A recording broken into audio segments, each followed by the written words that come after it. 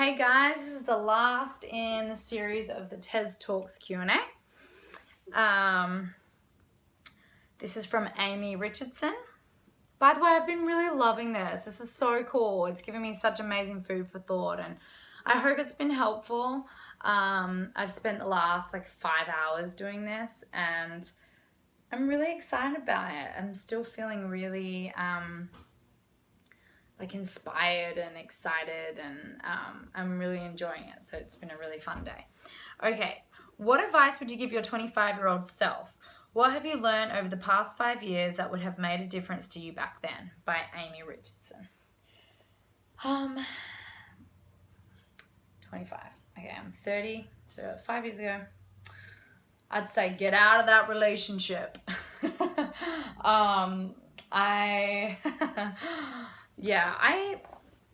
I would say when I was 27-ish, I started to end of 26 into 27, I started to delve into cultivating a spiritual life and self-development work, and really just taking a look at myself as a spiritual being having a human existence, rather than the other way around, I guess. I used to feel things so deeply, the pain, the suffering, this is so hard, it's the end of the world, I want to die. Even at 25, I was still doing that. And I can tell because it's when I had insomnia. So insomnia often manifests from an overactive mind and not being able to turn off your mind at nighttime. And so you need to quieten your mind. I didn't know how to do that back then.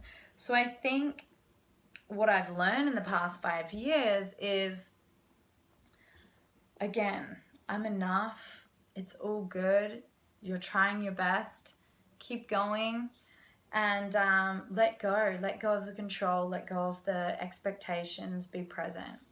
And all those things are such beautiful gifts. Cultivate self-love. You are good enough.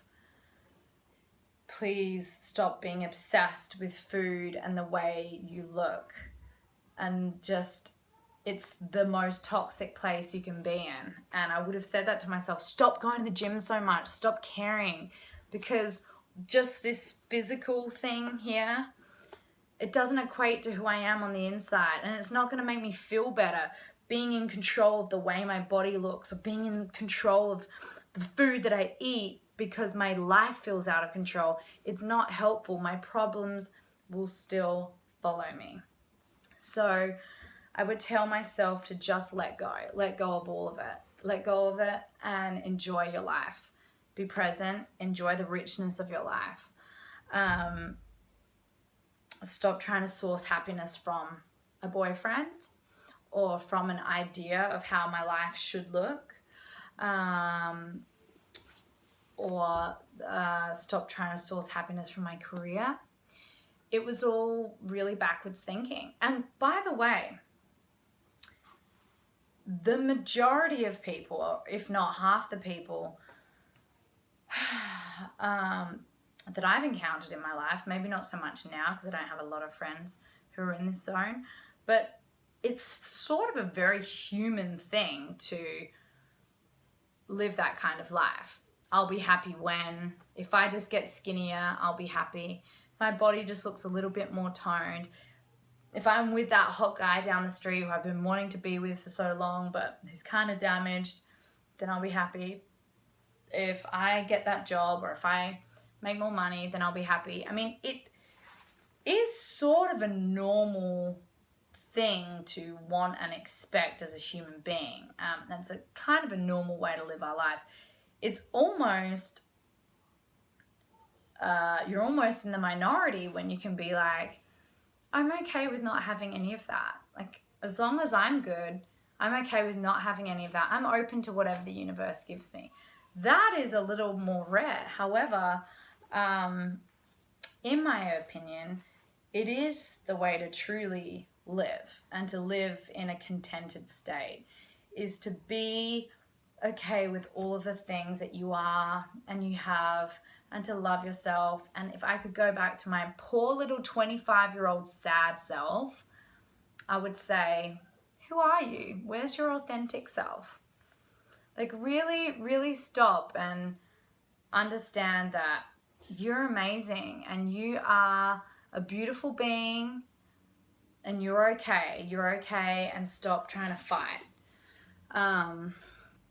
It was a really hard time for me when I was 25. Yeah, it's like I think back and I just like want to go back and hold myself and just say, everything's going to be okay. You don't have to keep trying to live a life that you think you should be living. Instead, you should just try and live your life and be present. Yeah, and it's really sad when I think about that in a beautiful way and just knowing how far I've come. But it would have been a lot easier if I knew this work and I had delved into myself spiritually and I had really understood just my patterns of behavior and how badly they were serving me. And I'm such a fixer and a helper but a lot of that came out of feeling really out of control, and I was making some poor choices. So yeah, I've learned a lot in the last 5 years. I've learned so much, and it's exciting because I think about where I've come from 25 to 30. I'm like, wow, I'm only 30. I mean, I'm only 30. I'm 5 years from now. Like, I wonder where I'm going to evolve to be. That's so exciting. And now I've like got the bug of being a seeker, that it's really exciting, and all I want to do is lean further into that and just keep exploring and discovering more and more. And yeah, anyway, sorry, I went on a bit of a tangent. Okay, so how do you stay positive and stay away from drama and negativity when negative people are family? From Carmax. I've had to deal with this. There are members of my family who are not interested in having an involved and connected conversation, who don't have the ability to communicate with that level of communication. I believe that there are a lot of people dwelling in my family, dwelling in suffering, focusing on the past, victimizing themselves. And it's... Sorry guys, I just got a phone call. I just found out the sex of my baby. Anyway, so yeah, in terms of these people in our lives who are family members, it's really challenging. There's not much we can really do apart from putting up our own secret boundaries. And it doesn't need to be an aggressive thing. It can be just knowing within yourself that this person is at arm's length. So I've done that, and I've engaged really pleasantly with people in my family, but I never try and take it to a deeper level and try and get into the nuts and bolts of what's going on. You can feel like you have the right. I mean, with my mum even, we just don't talk about religion. That's just a boundary we've put in place. Whenever I feel like there's judgment surrounding my lack of church going, we just say, hey, that's just not something that we're going to engage in talking about. And that's just something that we've come up with that has meant that we have a really healthy relationship with one another, and we're free from a lot of the conflicts that can arise in such a passionate subject as religion. So I think, yeah, with family members, if it feels appropriate, you could say like, hey, I really love you. We're a part of the same family. We have differing opinions. We're really different people, and let's just embrace what keeps us connected and makes us similar. So I think that you have every right to have that conversation. It can be in a really loving way, and then put that person at arm's length. I think that's the most beautiful way to handle it, if you can. And yeah, I mean, luckily for me, I have my family's in Australia, I'm in America, so I already have that kind of